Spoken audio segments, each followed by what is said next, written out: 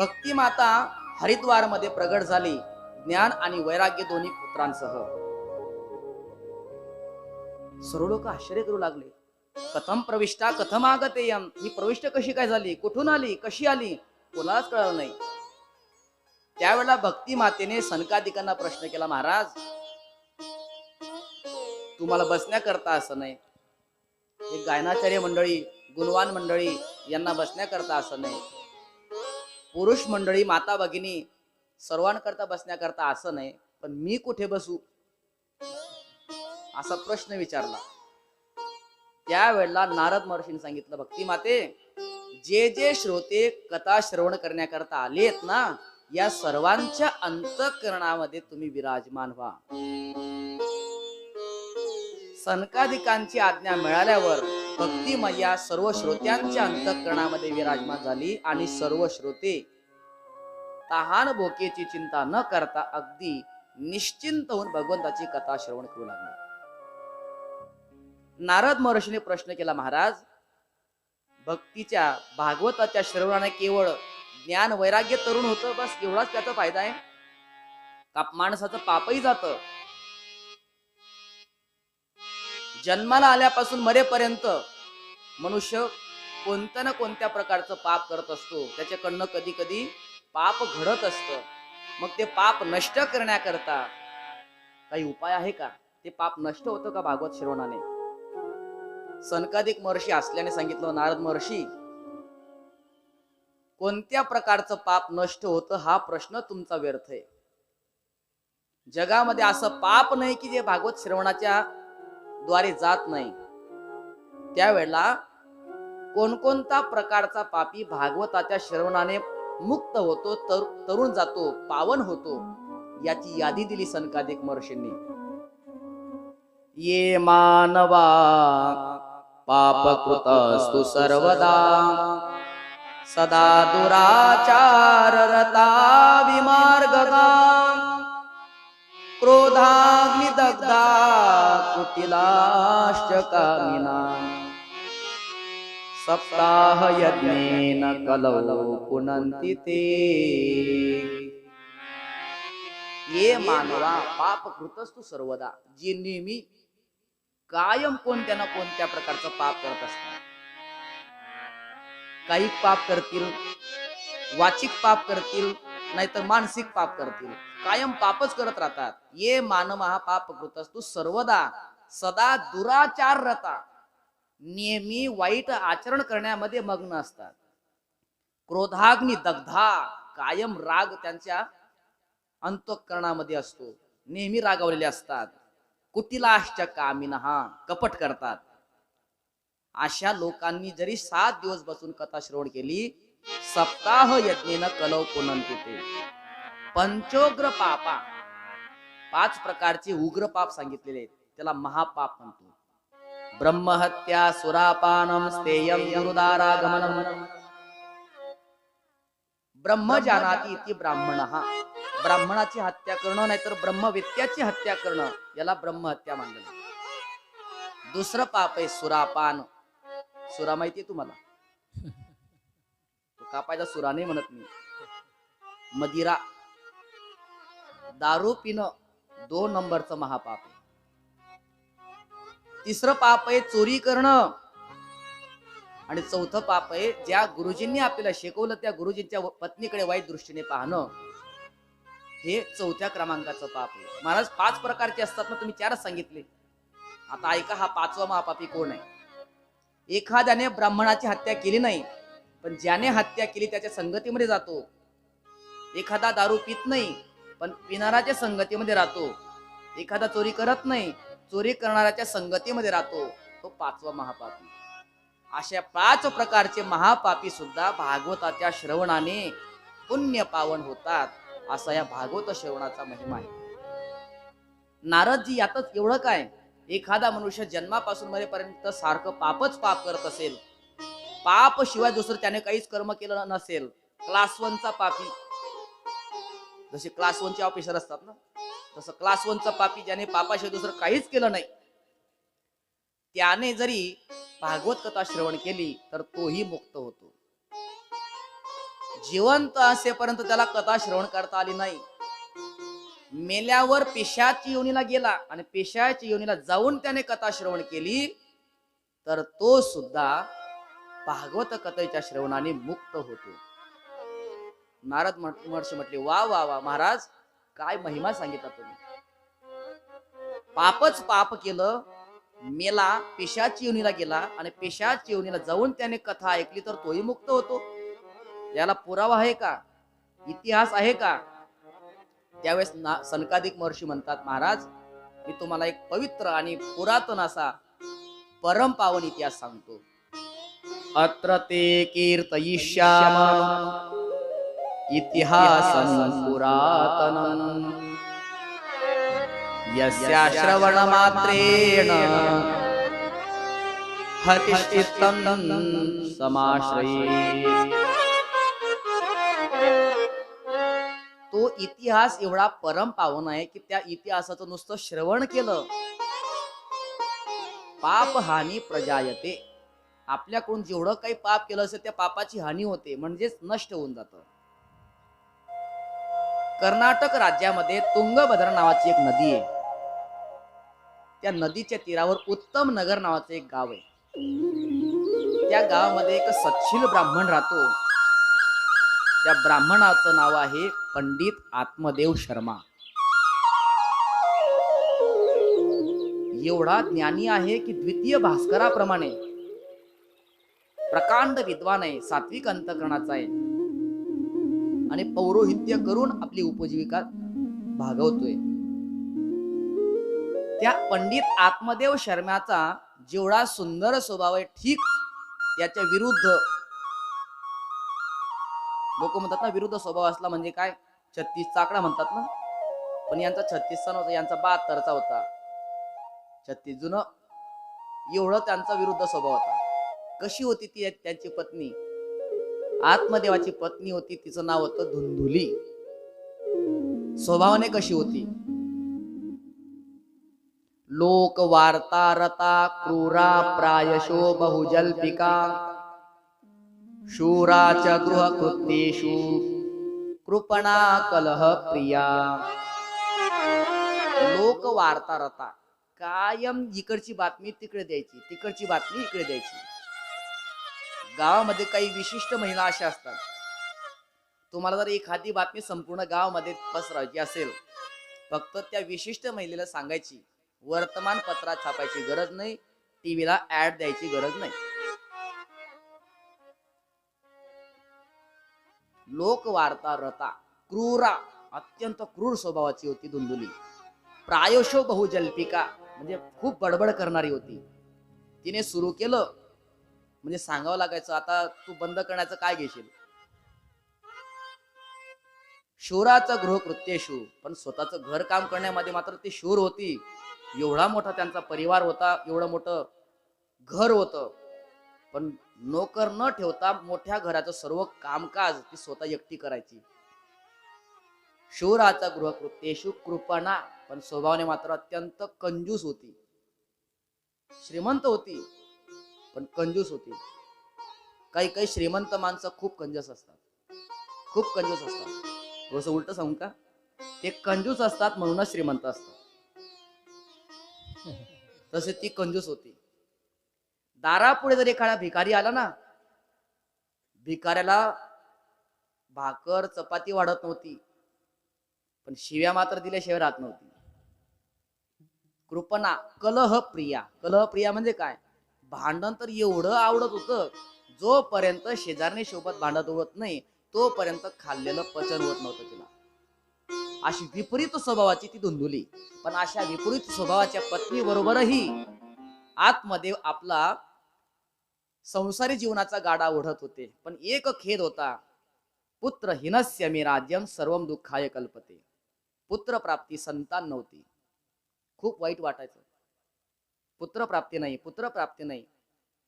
एके दिवशी तर स्वतःच्या मनाला एवढं वाईट वाटून घेतलं की पुत्र जर प्राप्ती होत नसेल, संतान प्राप्त होत नसेल, जगाचं कशा करता, म्हणून आत्महत्या करण्याकरता जंगलात निघून गेला. आणि जंगलात गेल्यानंतर एका झाडाखाली रडत बसला.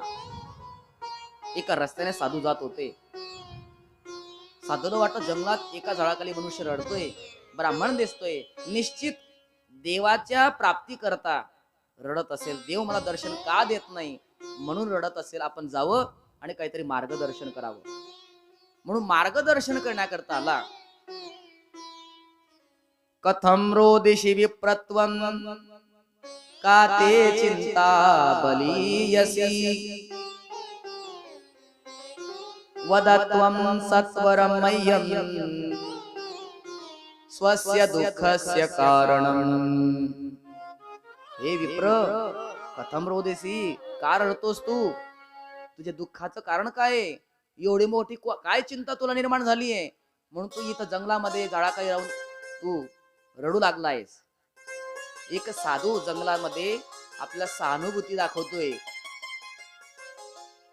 जे दुःख अंतःकरणामध्ये साठवून ठेवलं होतं ते आता बाहेर पडलं आणि तो आत्मदेव ओक्साबोक्सी रडू लागला. महाराज, किं ब्रवीमि ऋषे दुःखं पूर्व पापेन संचितं मदीयः पूर्वजास्तोऽयं कवोष्णमुपभुञ्जते.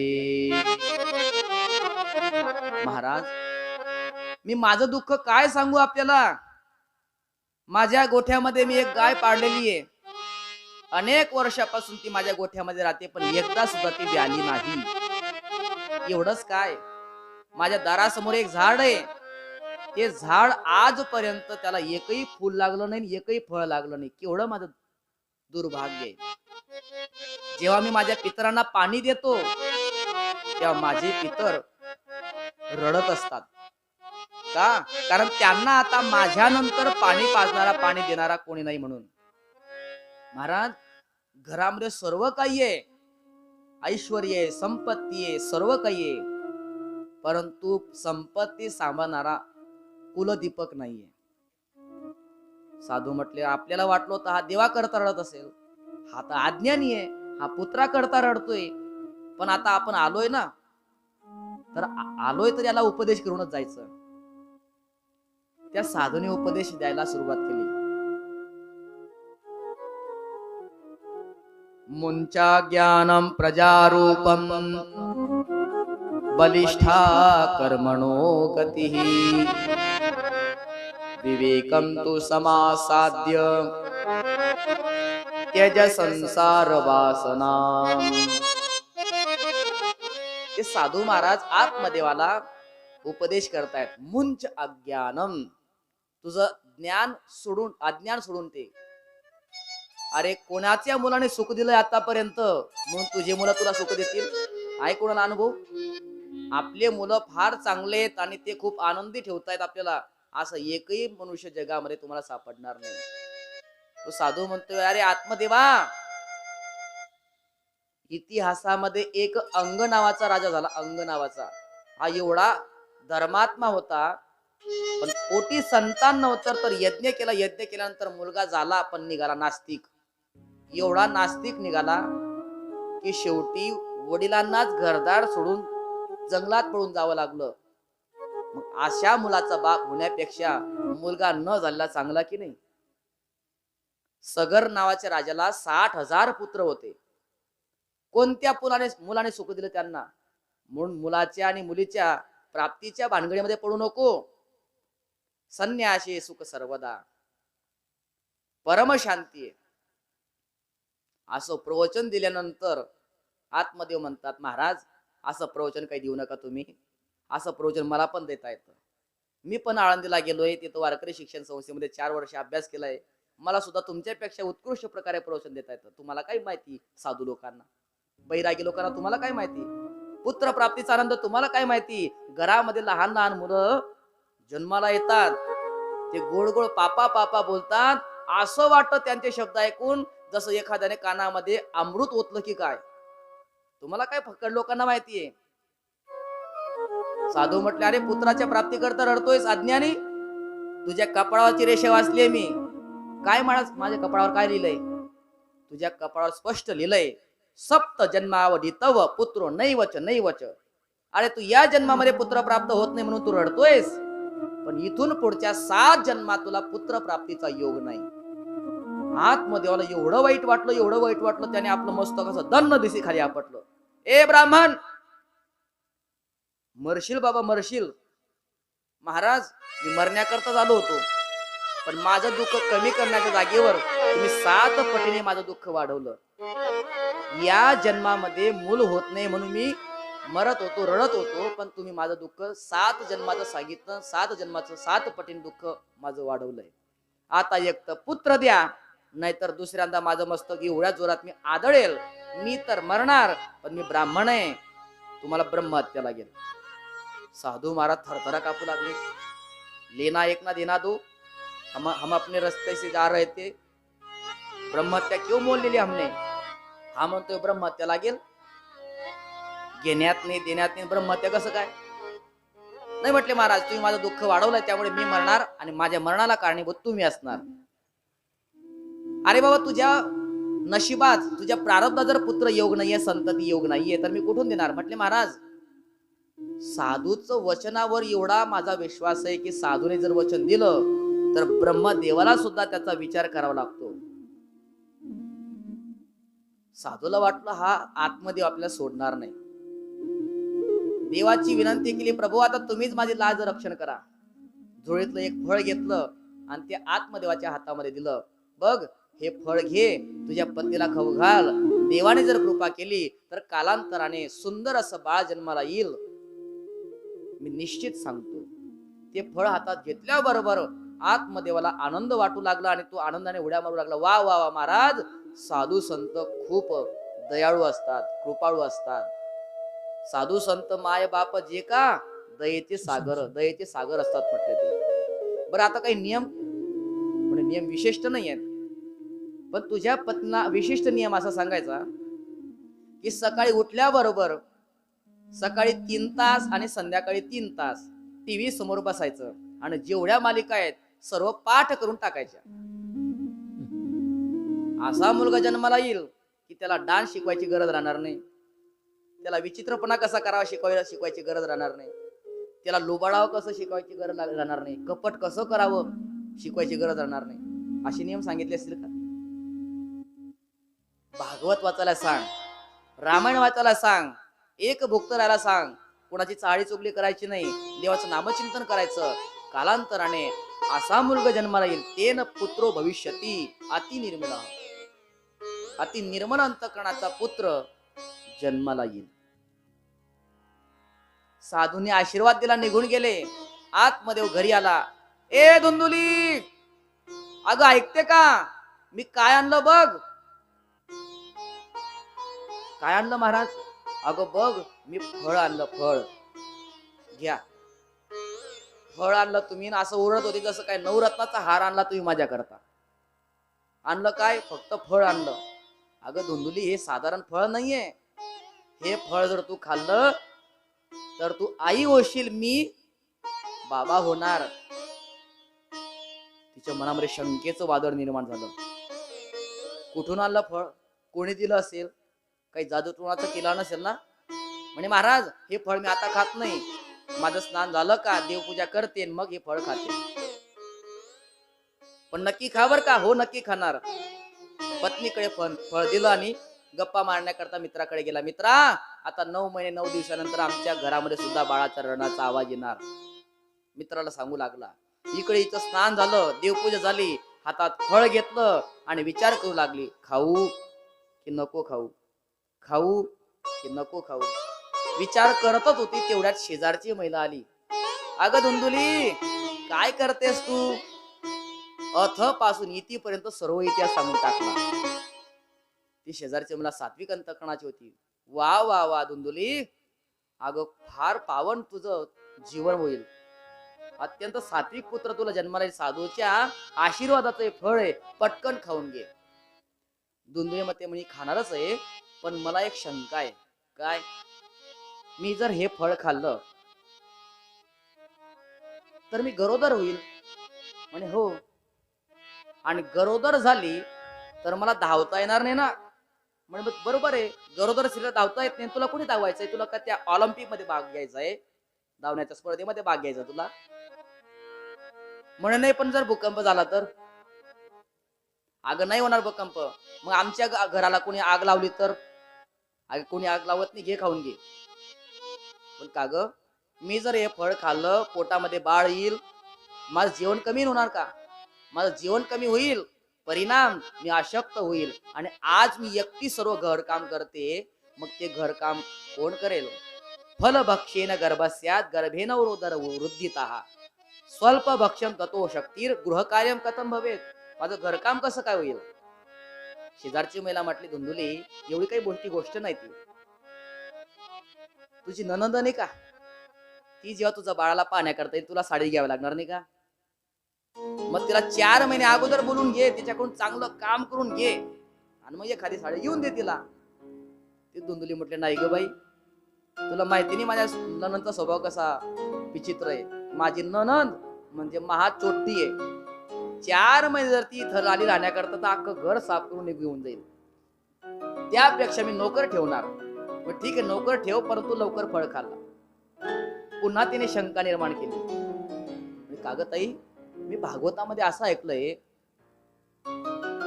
की भागवतामध्ये ज्यांनी भागवत परीक्षित राजाला सांगितले ते महामुनी शुकदेवजी आपल्या आईच्या गर्भामध्ये 12 वर्ष होते.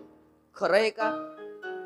शेजारची महिला म्हटली, तू बरोबर ऐकलंय, 12 वर्ष शुकदेवजी महाराज आपल्या मातृगर्भामध्ये होते. अरे देवा, मग माझा शुकदेव जर 2 वर्ष जरी राहिला तरी मी काही वाचणार नाही. अगं म्हटले, मुलं काय 12 वर्ष 2 वर्ष राहतात का? 9 महिने 9 दिवस सुद्धा राहत नाही आता. अगं म्हटले, पण प्रसूतीचे वेदना भयंकर असतात. जर प्रसूत होत असताना माझं बाळ आडवं आलं तर? या शंका माझ्या नाहीत ना, धुंदुलीच्या आहेत. तिर्यक चेत आगतो गर्भस, भागवतामध्ये वर्णन केलंय. तिर्यक चेत आगतो गर्भस तदा मे मरणम भवेत. जर तो गर्भ आडवा आला तर मी मरून जाईल. शेजारची महिला उशीर होती. अगं म्हटले, तुला माहिती नाही विज्ञान किती पुढे गेलंय बर का निवृत्तीनाथ महाराज. अगोदर मुलं फक्त 2च प्रकारे जन्माला यायची. एक म्हणजे पायाळू आणि दुसरा म्हणजे डोकाळू. आता काही मुलं ना पायाळू ना डोकाळू, डायरेक्ट पोटाळू. त्यामुळे तू चिंता करू नको म्हटले, अजिबात चिंता करायची नाही. पण तिने शंका निर्माण केली, एवढं कष्ट करून आपण बाळाला जन्म द्यायचा, लहानाचं मोठं करायचं, शेवटी त्याचं लग्न झालं, त्याच्यात डोक्यावर ते पिवळे तांदूळ पडले की तो पत्नीला घेतो निघून जातो. मग एवढं कष्ट कशा करता? मला तर असं वाटतं जगामध्ये 2च स्त्रिया सुखी आहेत. कोण? जी वंध्या आहे ती, आणि जिला मुलं झाली नाहीत अशी विधवा. वंध्या वा विधवा नारी सुखिनी चेती मेमती, कारण त्यांना कोणतंच दुःख नाही. शेजारी महिला समजवण्याकरता आली होती, तिचं डोकं खराब झालं. ती म्हणजे तुला काय करायचं ते कर, मी चालले. ती निघून गेली. थोड्याच वेळात तिची लहान बहीण आली. हिने सुद्धा अथपासून इथपर्यंत सर्व गोष्ट सांगून टाकली. त्या धुंदुलीची लहान बहीण जरा कपटी होती. तिला वाटत होतं की हिला मुलबाळ व्हायलाच नको. मला 4-5 मुलं आहेत, त्यापैकी एक मीला देऊन टाकीन दत्तक म्हणून, आणि हिची संपत्ती घेऊन टाकीन. याच्या करता तिने अजून आपलं वचन सांगून तिचं डोकं खराब करायला सुरुवात केली. ए धुंदुली, या बाबा वैराणगींवर तू विश्वास ठेवू नकोस. नवसे कन्या पुत्र होती तरी का करणे लागे पती. हे फळाने काय पुत्र प्राप्ती होते का? आणि तुला जर वाटत असेल फळ खाल्ल्यानंतर पुत्र प्राप्ती होते, संतान होतं, तर तुझ्या गोठ्यामध्ये गाय बांधलेली अनेक वर्षापासून, तिला खाऊ घाल ना, मग आपल्याला कळेल. पण मग काग माझे मालक विचारतील, फळ खाल्लं का तू? मी सांगेन हो. मग फायदा कसं काय होत नाही? मी काय उत्तर द्यायचं? अगं म्हटलं, तू चिंता करू नको, मी यावेळेस गरोदर आहे. मला मुलगा झाला की मी रातोरात तुला आणून देईल पार्सल. मला मुलगा झाला की मी सांगेन मेला आणि तू सांगायचं झाला, मी रातोरात आणून देईन. धुंदुली म्हटली, वा वा वा वा, बहीण असावी तर अशी. एका चुटकीत सर्व समस्या सोडून टाकली. पण नक्की मुलगा दे बरं का मला, नक्की देईन. पण माझ्या मालकाचं तोंड बंद करण्याकरता थोडेसे पैसे द्यावे लागतील. काही चिंता करू नको, पैशाची भरपूर पैसे आहेत, मी देऊन टाकेन. कालांतर जाऊ लागले आणि ती धुंदुली आपल्या मालकाला विश्वास देऊ लागली, महाराज तुम्ही जे फळ आणलं होतं ना, परिणाम मला त्याचा फायदा झाला. आपल्या घरी गोड बातमी आहे. गोड बातमी म्हटल्यानंतर आत्मदेव आनंदाने उड्या मारू लागला. आपण सुद्धा आता आपल्याला कोणी संतानहीन बोलणार नाही, आपल्या घरी सुद्धा संतान होणार. आनंदात आहेत. आणि कालांतराने त्या धुंदुलीच्या लहान मुलीला मुलगा झाला आणि तिने रातोरात धुंदुलीला आणून दिला. सकाळ झाली आणि तिने आपल्या मालकाला दाखवलं, महाराज बघा आपल्याला पुत्र झालाय. पुत्र झाला म्हटल्यानंतर एवढा आनंद संपूर्ण गावामध्ये पेढे वाटले. त्याचा जन्मोत्सव साजरा केला आणि ठीक तो मुलगा जन्माला आल्यानंतर 3 महिन्यानंतर ज्या गाईला फळ खाऊ घातलं होतं ती गाय सुद्धा व्याली आणि तिने सुद्धा मुलगा जन्माला घातला. बोल भक्तवत्सल भगवान की. सर्व गाव उलटले ते पाहण्याकरता आणि सर्वजण त्या आत्मदेवाच्या भाग्याचं वर्णन करू लागले, आश्चर्य व्यक्त करू लागले. देखो भगवान देता है तो छप्पर फाड़ के देता है. आतापर्यंत मुलगा नव्हता म्हणून हे आत्महत्या करण्याकरता गेले होते आणि आता पत्नीलाही मुलगा झाला आणि गोठ्यामध्ये बांधलेली गाय, त्या गायीने सुद्धा मुलगा जन्माला घातला. भाग्योदयो धुना जाता आत्मदेवस्य पश्यत धेन्वा बाल प्रसूतस्तु देवरूपीति कौतुकम. केवढं हे दैवाचं कौतुक आहे. नामकरण संस्कार करण्याकरता आत्मदेव उद्युक्त झाला. गायीचा जो मुलगा होता त्याचं संपूर्ण अंग माणसासारखं होतं पण कान मात्र गायीसारखे होते. म्हणून आत्मदेवाने त्या मुलाचं नाव ठेवलं गोकर्ण. बोल गोकर्ण महाराज की.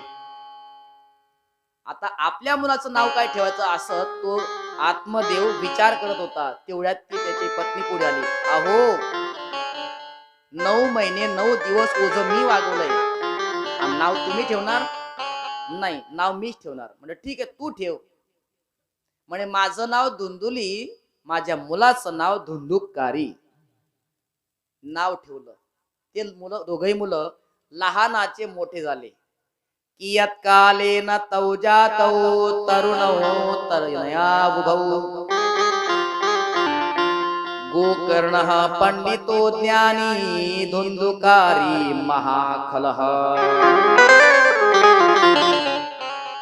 दोघही मुलं मोठे झाले. दोघांनी ख्याती प्राप्त केली. एक झाला विख्यात, दुसरा झाला कुख्यात. एक झाला सुप्रसिद्ध तर दुसरा झाला कुप्रसिद्ध. धुंदुकारी महाखलः. खल किसे कहते, किसे कहते खल. खल की शब्द से व्याख्या ऐसी है, ख माने खाए, ल माने लढ़े, उसे कहते खल. खाना और लड़ना ये दो ही बातें जिसको आती है उसे कहते हैं खल.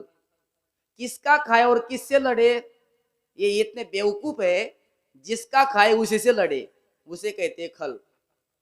असा तो खळ आहे. म्हटलं कामाच्या आहारी गेला, वेश्यागमन करू लागला, क्रोधाच्या आहारी गेला, लोकांच्या घराला आग लागू लागला, लहान मुलांना खेळवायचा. तो खेळवता खेळवता त्याच्या आईवडिलांचं दुर्लक्ष झालं की लगेच विहिरीमध्ये टाकून द्यायचा.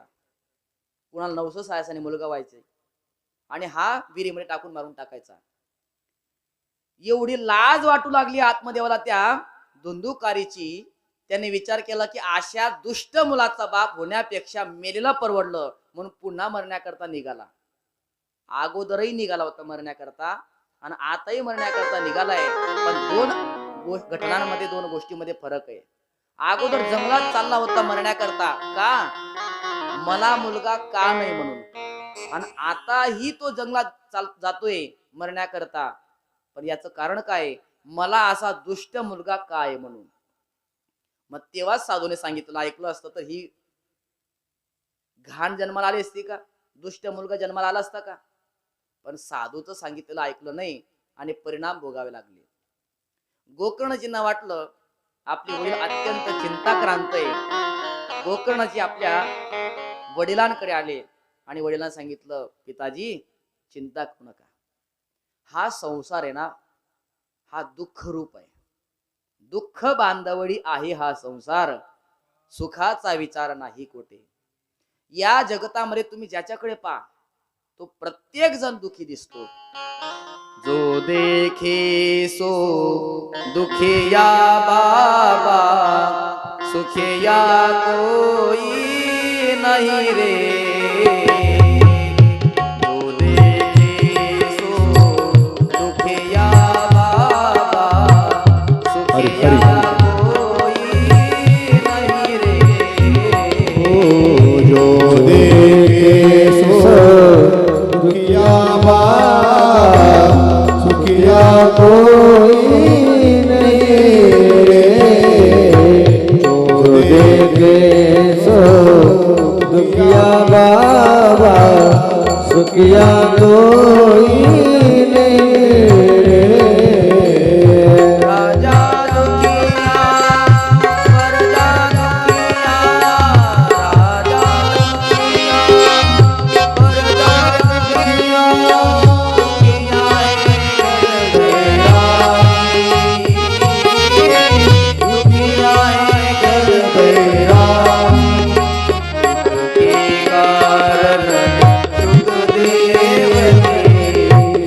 के कारण सुखदेव उदरी माया त्यागी रे.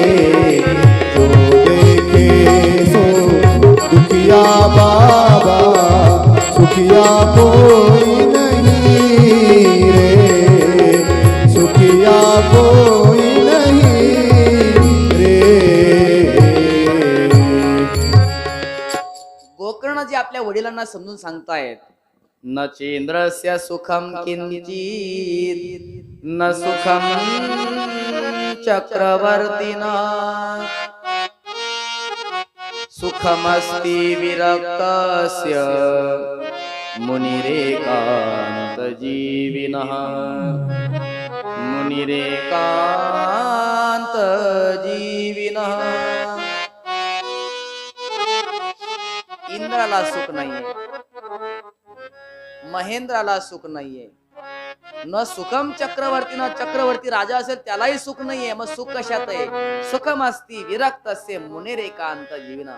एकांतामध्ये राहणारा मुनी, मनन करणारा तो मात्र सुखी आहे. कहत कबीरा वो नहीं दुखिया, जिन्ने मन को जीता रे. ज्याने आपल्या मनावर विजय प्राप्त केला, जगात सर्वात सुखी तोच आहे. 2 श्लोकामध्ये अत्यंत सारगर्भित आणि मार्मिक असा उपदेश केला.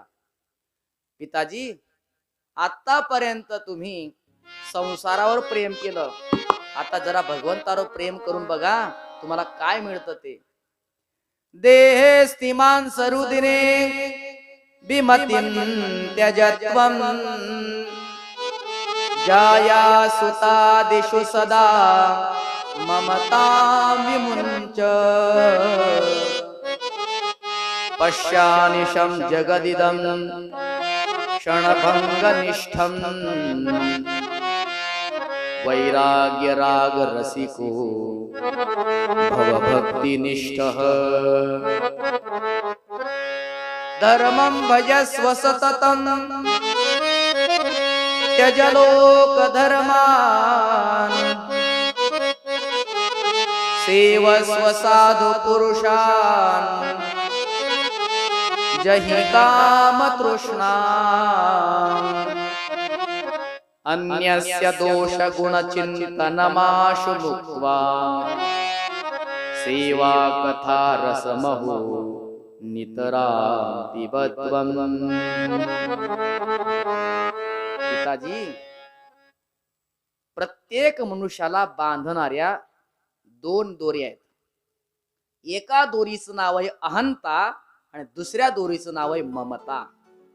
देहाविषयी अहंता आणि देह परिवाराविषयी ममता. देहाविषयी अहंता टाकून द्या, कारण हा देह आपला नाही. देह हे काळाचे, धन कुबेराचे. हा पंचमहाभूतांचा देह आहे.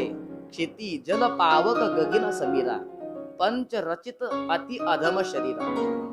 त्यामुळे हा देह आपला नाहीये म्हणून देहाविषयी अहंता धारण करू नका. आणि देह जर आपला नाही तर देह संबंधी नाते हे आपले कसे काय होऊ शकतात. म्हणून अन्य संबंधाविषयी ममता ठेवू नका. पश्यानिशम जगदिदम क्षणभंगनिष्ठम. हे जीवन क्षणभंगूर आहे. आतापर्यंत तुम्ही संसारावर प्रेम कर, आता भगवंतावर प्रेम करा आणि संतांची संगती करा. संतांची संगती जर तुम्ही केली ना तर संतांच्या संगतीने काय फरक प्राप्त होतो, काय पुण्य प्राप्त होतं, त्याचं वर्णन एका भजनाद्वारे खूप छान प्रकारे केलंय. संतन के लागे तेरी अच्छी बनेगी, संतन के संग लागे तेरी अच्छी बनेगी. संतन के संग रे तेरी अच्छी बनेगी. संतन के संग रे तेरी अच्छी बनेगी.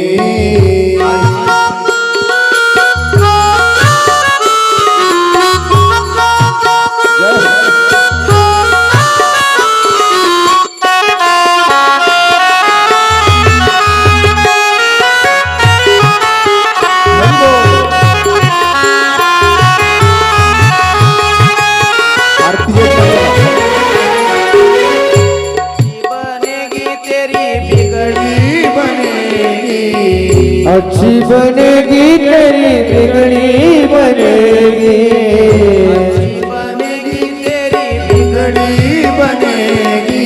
अच्छी बनेगी तेरी बिगड़ी बनेगी.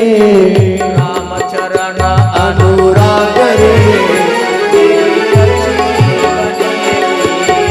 रामचरण अनुराग रे तेरी अच्छी बनेगी. संतन के संग लाग रे तेरी अच्छी बनेगी.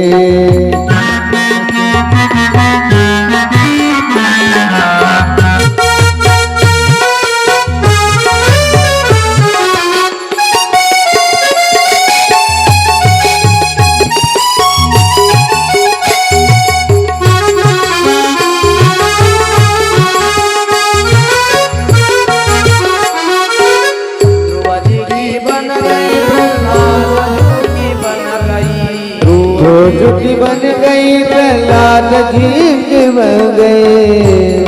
की बन गई प्रहलाद की बन गई. ध्रुवज की बन गई प्रहलाद जी की बन गई. रामचरण अनुराग रे तेरी अच्छी बनेगी. संतन के